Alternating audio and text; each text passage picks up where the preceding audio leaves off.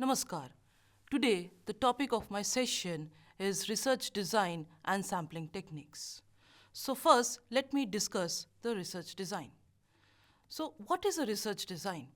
It's a structured plan that links the research problem to appropriate methods of data collection, analysis, and interpretation. It serves as a blueprint for the entire research process. It specifies what, who, when, where, and how the data will be collected. It ensures coherence between theory, questions, and methods. Well, the three key purposes are relevance, validity, and efficiency. It ensures evidence collected directly answers the research problem. It minimizes bias and maximizes reliability of findings. It achieves research aims with reasonable time and resources. The characteristics of a good design includes is appropriateness, clarity, flexibility, and control of bias. Let me explain the key components of the research design. The first one is the research problem. Clear definition of what is being investigated should be specific, relevant, and researchable. It highlights what is unknown or contested in current scholarship. The second is objectives or research questions. These state what you want to find out. They guide the entire study and keep it focused. The third is the operational definitions, variables and concepts clearly defined and measurable. The fourth is the theoretical framework, the lens through which you analyze the text or the data, provides key concepts and supports your interpretation, and it ensures research is grounded in scholarly theory. Fifth, the text or data selection.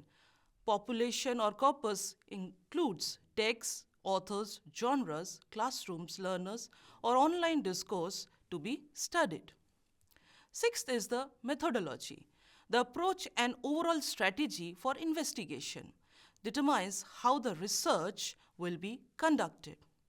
Then comes the sampling decisions, process of selecting which text, which participants to be studied, which text, which authors, which classes, which participants, and why these cases are theoretically and contextually significant. It ensures representation and relevance.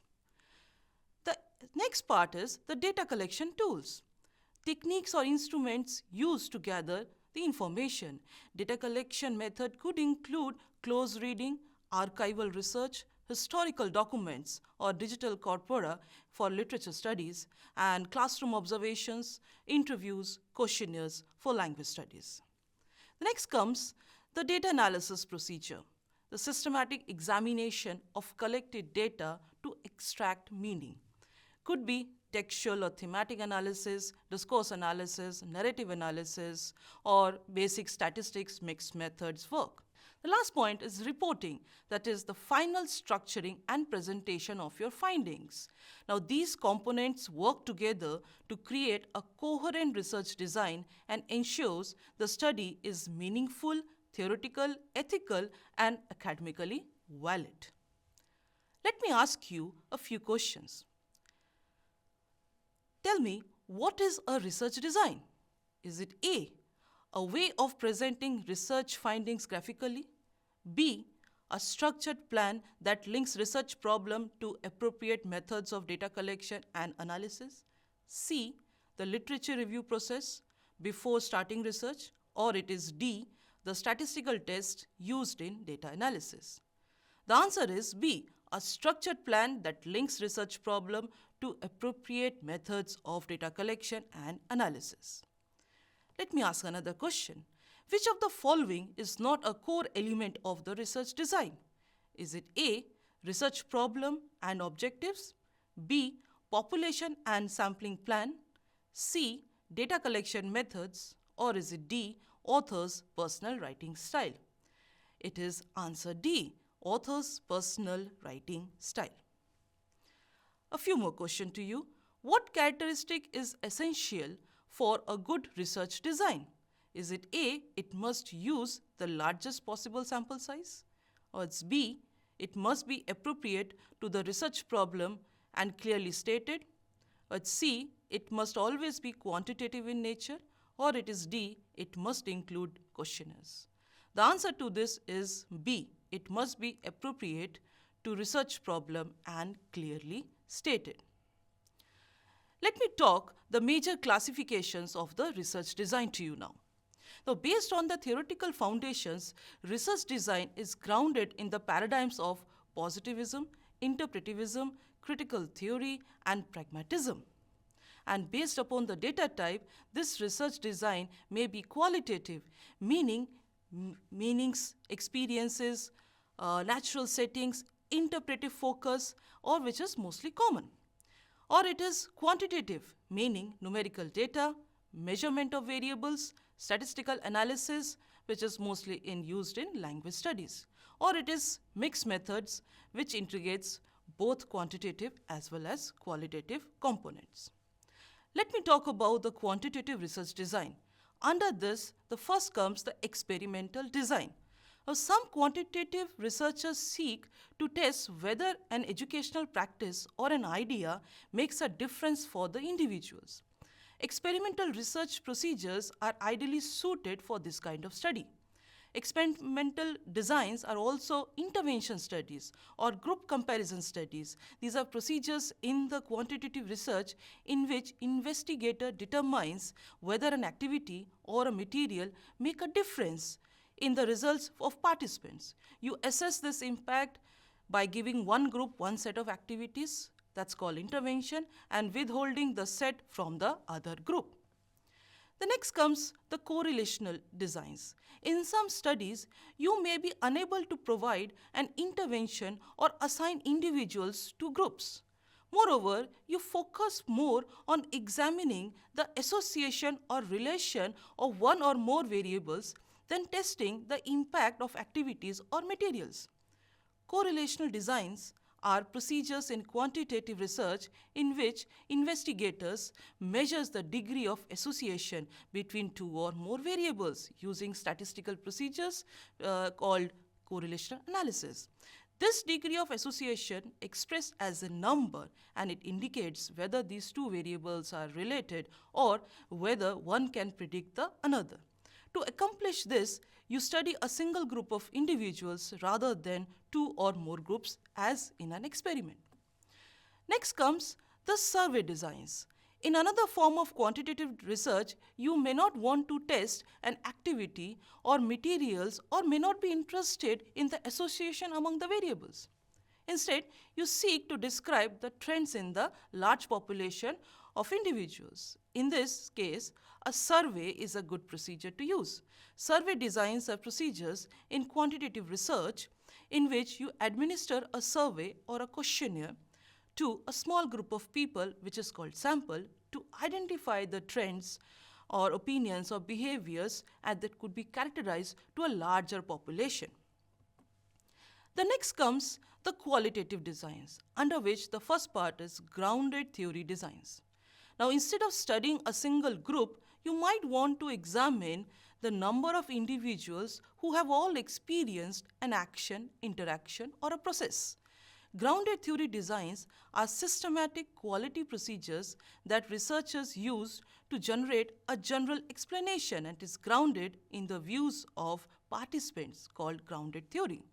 And this explains a process, action, and interaction among the people. The next is the ethnographic design. Now, you may be interested in studying one group of individuals, in examining them in the setting where they live, where they work, and in developing a portrait how they interact. Now, an ethnographic study is well suited for this purpose. Ethnographic designs are qualitative procedures for describing, analyzing, and interpreting a cultural group's shared patterns of behaviors, beliefs, and language they develop over time. The next is the narrative research design. You may not be interested in describing and interpreting group behavior or ideas or in developing an explanation grounded in the experiences of many individuals. Instead, you wish to tell the stories of one or two individuals. Narrative research designs are qualitative procedures in which researchers describe the lives of the individuals collect, tell their stories about these individuals and about their experience. The next is action research designs. Like the mixed method research, action research designs often utilize both quantitative and qualitative data, but they focus more on procedures useful in addressing practical problems. Action research designs are systematic procedures used by researchers to gather quantitative and qualitative data to address the research problem. Another common classification of research design is based on overall purpose of the study. It could be exploratory, descriptive, explanatory, or evaluative, also called diagnostic. Let me discuss one by one. The first, exploratory research design. It's used when the problem is not well defined and the researcher seeks preliminary understanding. It is flexible, open-ended, and often qualitative in nature. And it may use literature reviews, informal interviews, focus group discussions, or pilot studies. The second is descriptive research design. It aims to describe characteristics of a population, situation, or a phenomenon accurately. It answers what questions, that is, what is happening, how often, to whom, under what conditions. It often uses surveys, observational studies, or documentary analysis. The third is the explanatory, or is also called causal research design. It seeks to test hypotheses about cause-effect relationship between the variables. It typically uses experimental and quasi-experimental designs with greater control. The fourth is evaluative or diagnostic research design. It assesses the effectiveness or impact of programs, policies, or interventions. It may combine descriptive or causal elements and often uses mixed methods. Now, from the methodological perspective, research designs are distinguished by the degree of control the researcher has over its variables and conditions. Among them is one is experimental, then second is quasi-experimental, third is non-experimental. First, experimental designs. It involves deliberate manipulation of an independent variable and control over extraneous variable, and often through random assignments. The common structure includes the true experimental designs, that is, randomized control trials. And it includes pre-test, post-test control group designs as well. The second is quasi-control designs, and is similar to experiments but lack full random assignments for or strict control. It's common in applied settings where randomization is not possible. The third is non-experimental designs. It do not involve manipulation of any variables. Instead, they observe the existing conditions, and it include descriptive studies, correlation studies, and cross-sectional survey designs. Now, designs which are common in literary research are historical archival design, descriptive and analytical design, or the comparative designs. Designs which are very much common in language studies could be classroom-based case study, ethnographic design, or experimental or quasi-experimental design. Now, research design is a blueprint connecting problem to its methods. Design choice depends on research questions and context. A well-planned research design ensures coherence of research process, improves credibility and academic contribution, enables replication or further investigation, and aligns theory, method, interpretation effectively. Now let me ask you a few multiple choice questions. 1. Which research design type is most appropriate for exploring a new and under-researched phenomenon? Is it A, experimental design, B, descriptive design, C, exploratory design, or is it D, explanatory design? The answer is C, exploratory design. Next question. Which of the following is not a major type of research design classified by the nature of data? Is it A, quantitative design, B, qualitative design, or C, mixed method design, D, longitudinal design? The answer is D, longitudinal design. Another question to you all. In literary research comparing feminist themes across 3 decades of Indian women's writing, the design type is it A, experimental design, B, comparative descriptive design, C, quasi-experimental design, or is it D, survey design? The answer is comparative descriptive design. So I hope you have learned the concepts of research designs. Let me move on to another concept called the sampling techniques in research methodology.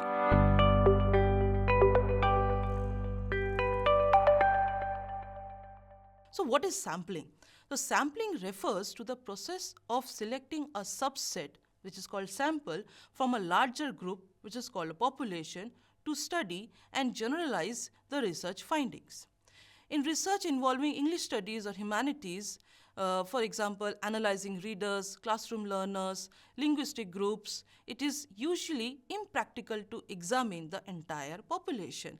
Hence, the value of effective sampling. Now, why the sampling is required? Now, studying the entire population is costly and time consuming. It enhances the manageability of the data, improves the accuracy by focusing on a representation of the group. It enables faster data analysis and reporting, and it's suitable when the population is infinite. The key concepts of sampling includes the population, the entire group about which the conclusions are drawn. Then sample, the selected subset to be studied. Then sampling frame, it is the accessible list from which the sample is to be drawn. Then sampling unit, it is the individual element to be selected. Now there are basic two types of sampling techniques. One is probability sampling and second is non-probability sampling. Let me discuss one by one. Under probability samplings, there are 5 different techniques. Let me explain one by one to you. The first one is simple random sampling. It is where participants are chosen purely randomly, purely by chance. It is very much unbiased in nature and it provides a representative of the large population. For example, randomly selecting 100 students from 500 using a lottery method. The second is systematic sampling, where it means selecting every kth participant from a list. It is easier than random sampling. One example, it's like every 5th article from a list of published research in a journal. The third is stratified sampling.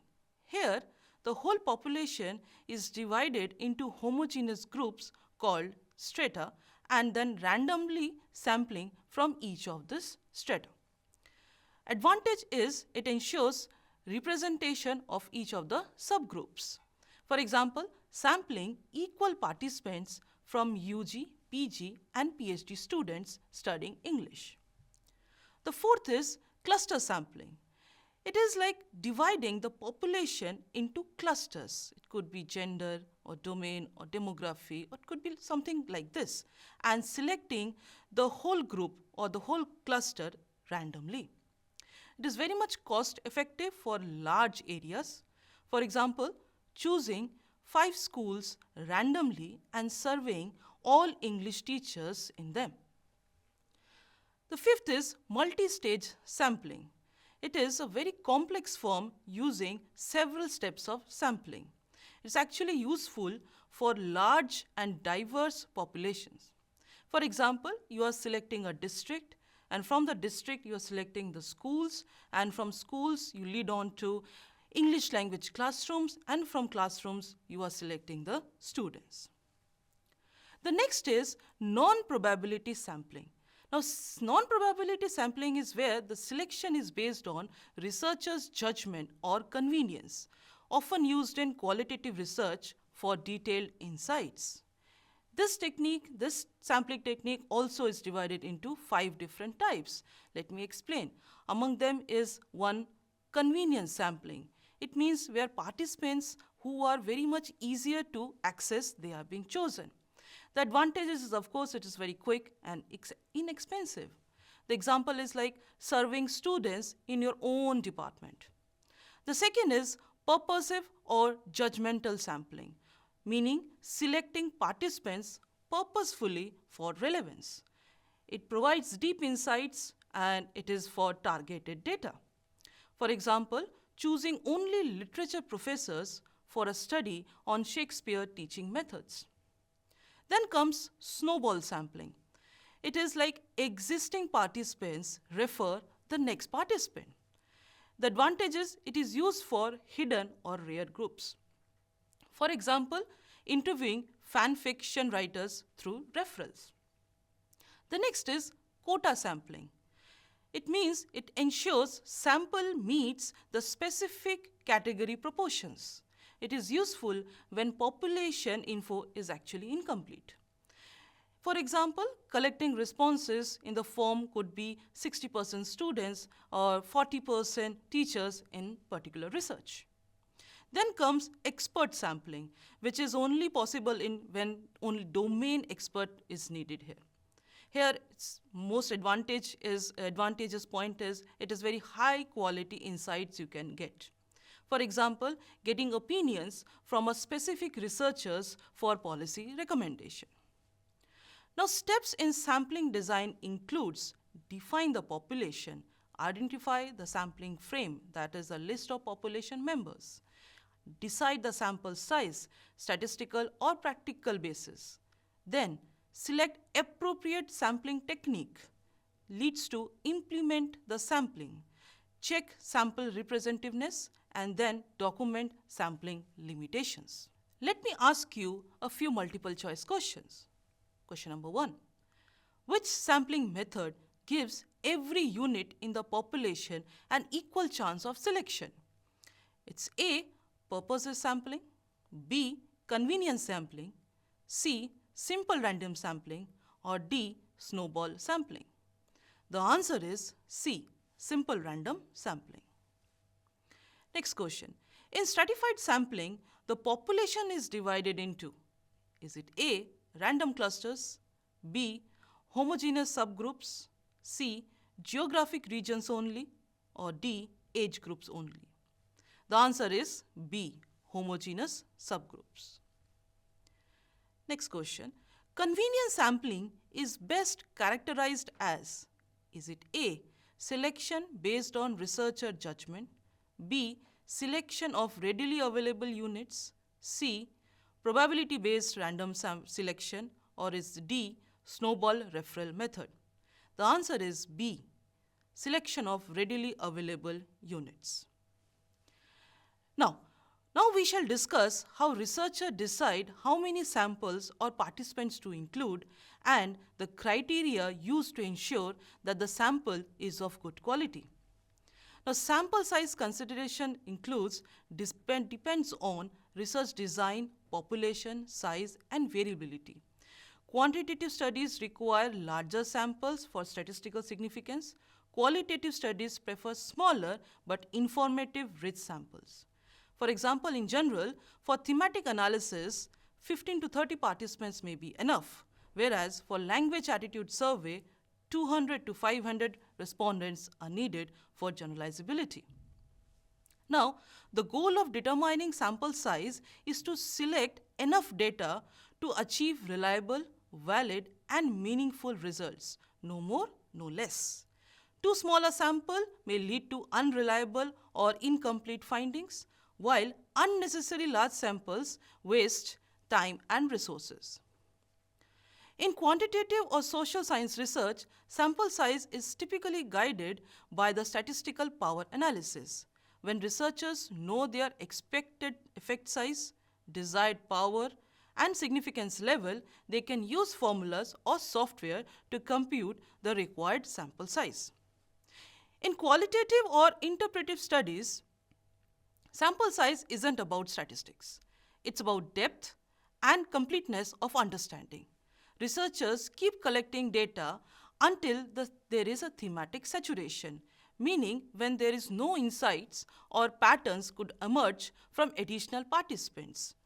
For instance, in interviews about teachers' experience with online teaching, saturation may occur after 10-15 interviews if the same ideas keep recurring. Now, determining sample size is not just about numbers. It also concerns quality and fit for the purpose. Researchers evaluate their samples on the following criteria. Number one, representativeness, the extent to which the sample reflects the characteristics or diversity of the population. Second, adequacy. The sample must be sufficient to answer the research question and support the chosen analytical methods. The third is the transparency or the documentation. Researchers must clearly justify their sampling decisions. How, many, why these participants, and what limitations exist. Documentation ensures accountability and allows readers to evaluate the rigor of the study. Now, all samples involve some kind of error. Recognizing and managing them is crucial for maintaining research quality. Among them, there are actually two types. One is the sampling error, the another one is non-sampling error. Let me explain sampling error. It is a difference when it occurs between the sample and population characteristics. And it could be reduced by increasing the sample size or by using probability sampling techniques. The second is, as mentioned, non-sampling error. It is the error in data collection, recording, or analysis. And it could be reduced by using standard procedures or protocols, training, and pilot testing. Now, choosing the right sampling technique is very important. If your research goal is a generalizable survey, the suggested sampling should be probability sampling. If your research goal is interpretive text or discourse research, then the suggested sampling will be purposive sampling. If the idea is to niche communities or hidden population, then it should be snowball sampling. And if it is a large-scale regional studies, it should be cluster or multi-stage sampling. Let me ask you a few multiple choice questions. Question 1. Sampling is necessary primarily because A. It makes research more expensive. B. Studying the entire population is impractical. C. Researchers prefer small data sets. D. Statistical softwares requires it. The answer is B. Studying the entire population is impractical. Next question to you. In qualitative research, sample size is determined by A. Power analysis, B. Statistical significance, C. Thematic saturation, or D. Population proportion. The answer is C. Thematic saturation. Next question to you. Bias from researcher judgment in non-probability sampling is A. Sampling error, B. Non-sampling error, C. Random error, or D. Type 1 error. The answer is B. Non-sampling error. Next question to you. Literary research population is typically A. Individual readers, B. All texts in period or genre, C. Literary critics, D. Publishers. The answer is B. All text in period or genre. A few more questions to you. Sampling continues until the theoretical saturation in A. Grounded theory, B. Survey research, C. Experimental design, or D. Descriptive studies. The answer is grounded theory. Next, the expert judgment selects most relevant cases in A. Quota sampling, B. Purposive sampling, C. Snowball sampling, or D. Cluster sampling. The answer is purposive sampling. Another question to you. To study Dalit autobiographies, a researcher starts with 3 well-known texts and asks authors to recommend others. This is it A. Purposive sampling, B. Snowball sampling, C. Quota sampling, or D. Systematic sampling? The answer is snowball sampling, because snowball sampling access the hidden networks through the reference. So sampling is a very crucial decision in research methodology since the quality of sample determines the credibility of the results. So I hope you have learned the concepts of sampling techniques, and with this I conclude this session. Thank you. Namaskar.